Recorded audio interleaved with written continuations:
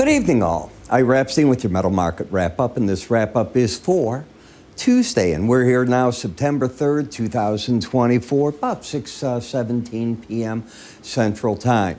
You know, just last week, I sent out to my subscribers, these are not people here. I realize you're a subscriber on YouTube, many of you, but I'm talking my paid subscribers. And what I did is I covered as best as I could in detail that September is often one of the worst trading months of the year.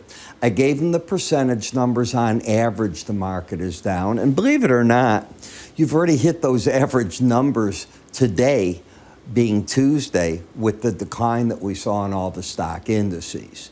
Now, what the market is nervous about is a series of events, and I'll cover it between this video, my financial video, and my spider. Let's talk about some of the events coming up this week. But before we do that, I want to remind you of my 3-month special. You can either get 3 months of my futures. It would normally be $180. I've cut it to $99.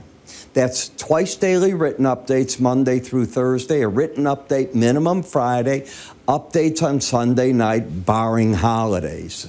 All right?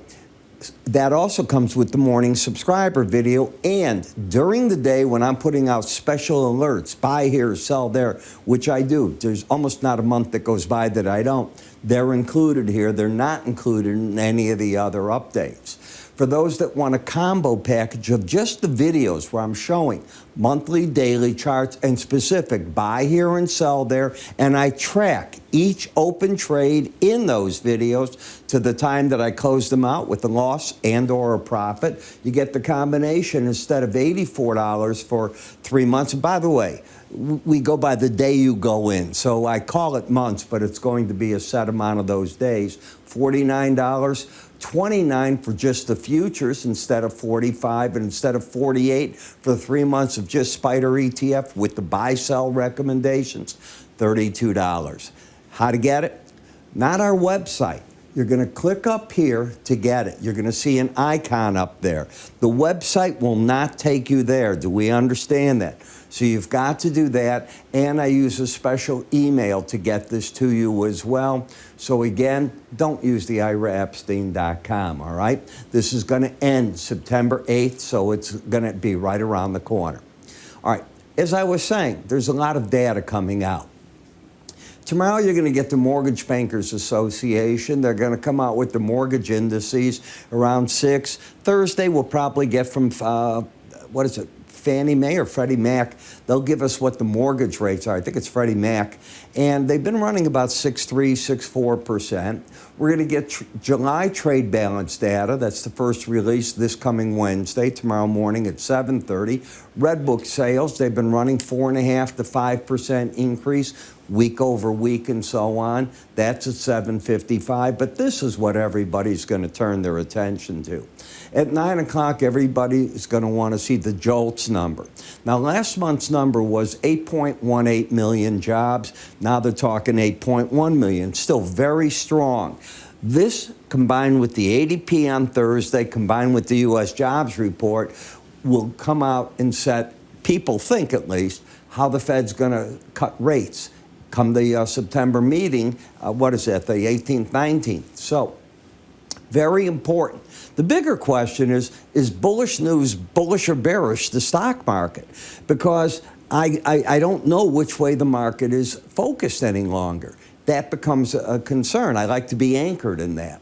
And we're going to get the weekly Petroleum Institute numbers at 3:30 tomorrow, a day later than normal because of Labor Day. All right.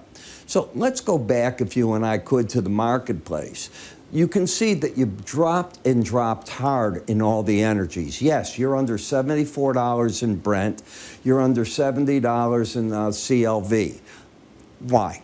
A big factor of it, if you came in this morning and you saw my morning subscriber video in the metals, was I was talking, I said, China's got a real problem here.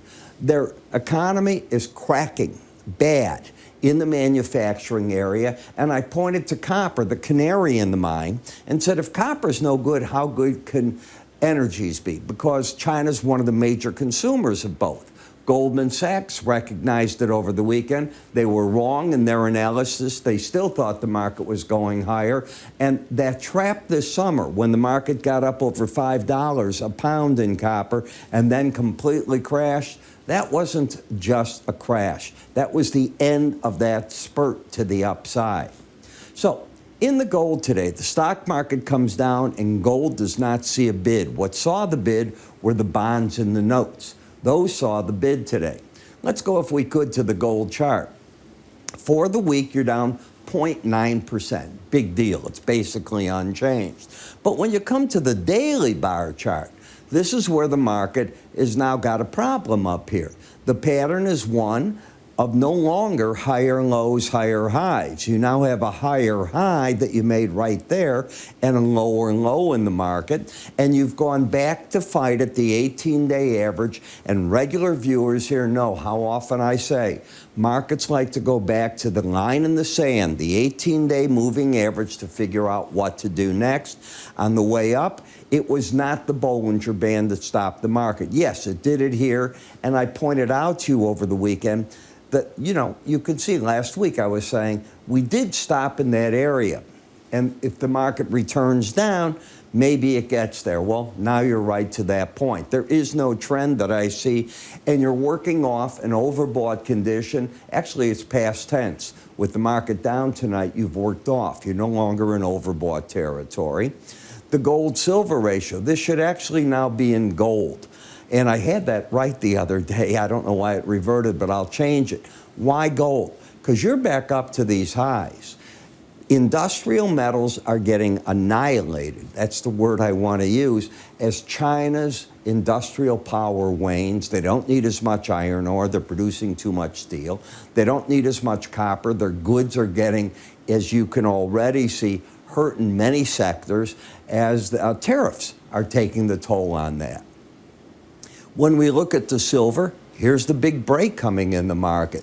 In the copper market, you're falling and falling hard. You can go back down to this 402 area for support, the lower Bollinger Band. Trends are down, and the platinum's already at the lower Bollinger Band. You only stay under that 5% of the time. You're oversold, probably a good spot for the shorts to be covering. And in the dollar, the battleground's now the 18-day average. So you've broken this downtrend. You've come up. The question is, now that this has occurred, does the market long-term go higher for the dollar, or does the dollar come up here, play around a little bit, throw out new sell signals, and go back for these lows? That is what the market has to determine, and it's going to be one heck of a week in doing so. So again, I'm going to remind you one last time, take advantage and see what I say each morning as I'm putting out the trade recs, either being very aggressive, very protective. There's stops, there's ideas where stops should be, momentum plays in the market. Some of the trades are off the weekly charts, others are off the daily, long and short term. Move your cursor to the top, take a look there. I'm Ira Epstein. You have yourselves a great day. Take care.